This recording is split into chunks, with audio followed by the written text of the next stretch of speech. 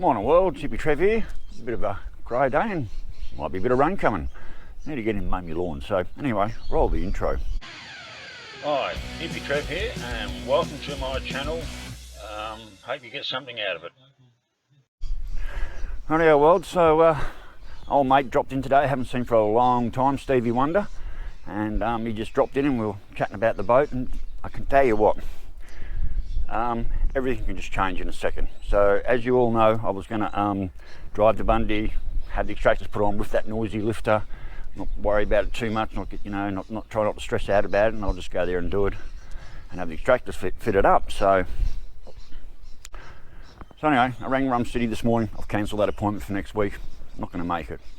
Why? Well, like I said, Stevie Wonder dropped in today, and mate, thank you so much. Just that couple of things you said has changed the whole direction of where I'm going now, and I really just so glad you dropped in, mate. You've just changed everything for the better. So we're having a chat about the boat, and the first thing he said was, you'll need to port these out. And I'm like,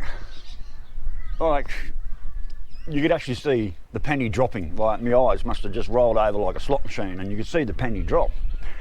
He's exactly right. Why would I bolt these on to my head that has been fully ported with oversized valves? That would be just like the original manifolds I've got in there now would do a better job than what they would do. So, and I've had a lot of comments over the last couple of days, especially about that noisy lifter, and everyone, look, you're so right, it could be the cam. I'm just really hoping not.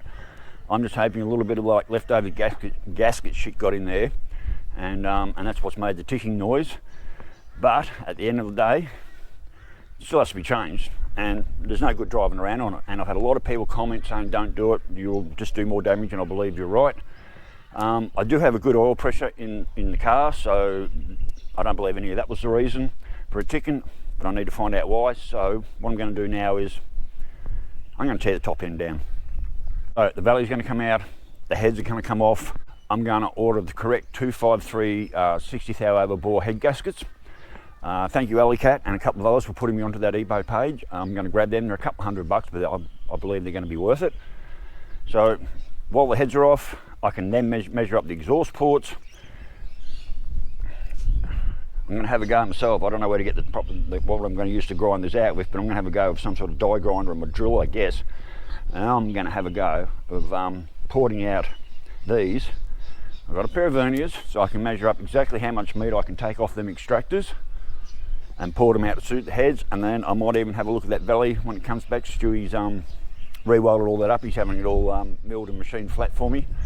So when that comes back, I might do the same, measure up the inlet ports against my ports, and maybe take to them, it's only alloy, and just grind them out and port them to suit my manifolds. And just like, the car's been off the road for so long now, I'm kind of like, I'm used to it. I'm used to not having a car. I've got the bike to get around on, that can do just about everything. I've got all my gas bottles filled, which were the main thing, and which means, we got gas here for at least 7-8 months, easily, probably longer.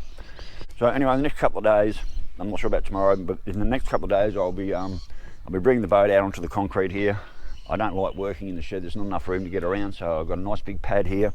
I'm just doing my work here. That's why all the oil stains. I love an oil stained driveway. It means shit's getting done. And I've got many a stain in the shed. The shed's filthy, the floor's always covered in some sort of fresh oil. Why? Because shit's getting done. So anyway, I'll get her out,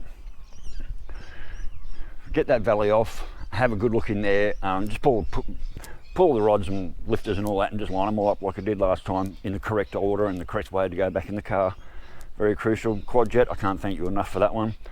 And yeah, pull it down, order the right gaskets, and just rebuild it. I'm just hoping, I am really hoping it's not a cam problem. I do not want to be pulling the front of the motor off. I just like, oh, really, it's like, can't things just be simple for a change? Do I just, and then someone's mentioning like 30-40 cam, which I know nothing about. I'm not building a race motor. I just want this thing to be reliable and go well. But how deep do I have to go? So when I pull the heads and the valley and everything off and pull all the lifters out, we'll be rolling the motor over and giving that cam a really, really good inspection. So anyway, well, just sort of let you know where we're at. So yep, things can change in a moment. thank you, Stevie Wonder. You just changed my whole thought and direction, and I believe it's in the right direction. So anyway, well, stay safe, keep your knees in the breeze, and I'll catch you later. Bye.